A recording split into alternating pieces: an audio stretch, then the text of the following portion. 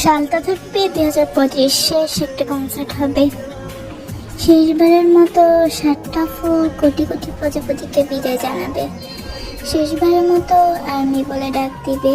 Purple কালারের সেই কনসার্টে নেমে আসবে অন্ধকার। কান্নায় ভেঙে পড়বে কোটি কোটি আর্মি, মনে হবে যেন কেউ জানটা নিয়ে যাচ্ছে। 7 রাজাও ভেঙে পড়বে, তবুও আর্মিদের সান্ত্বনা দিবে।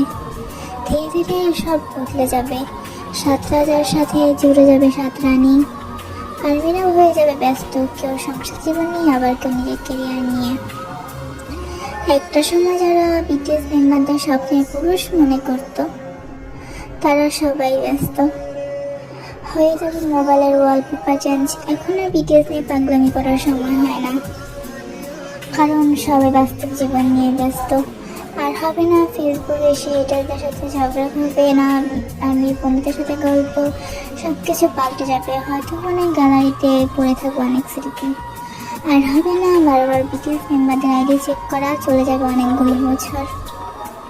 হঠাৎ একদিন তাদের কিছু ভিডিও সামনে এসে যাবে, তখন তাদের মুখগুলো দেখে কোনো একটা কষ্ট অনুভব হবে, আবার একটা হাসিও আসবে যে একটা সময় 7টা মানুষের জন্য কতই না পাগল ছিলাম। আর আজ সময়ের সাথে সাথে সব কিছু বদলে গেল। হয়তো তখন তাদের গল্প সবাইকে বলবো যে একটা কেপপ ব্যান্ড ছিল, যেখানে 7টা ফুল ছিল আর কোটি কোটি প্রজাপতি তাদের পাগল ছিল। তবে একটা কথা, পুরো বিশ্ব ইতিহাসে কথা বিটিএস ব্যান্ড একটি বিটিএস আর্মিদের কথা লিখে থাকবে। লিখে থাকবে 7 রাজার জীবন কাহিনী, তাদের পরিশ্রমের কথা, লিখে থাকবে আর্মিদের পাগলামির কথা। প্রথম প্রজন্ম জানতে পারবে বিটিএস ব্যান্ড একটা ব্যান্ড ছিল।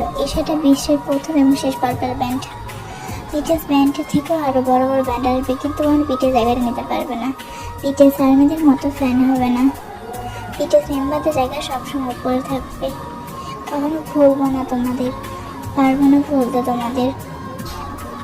মনের ভিতর মালা গেঁথে রেখে পারবি না, because BTS member is the best idol of the world, best artist, best singer, best dancer.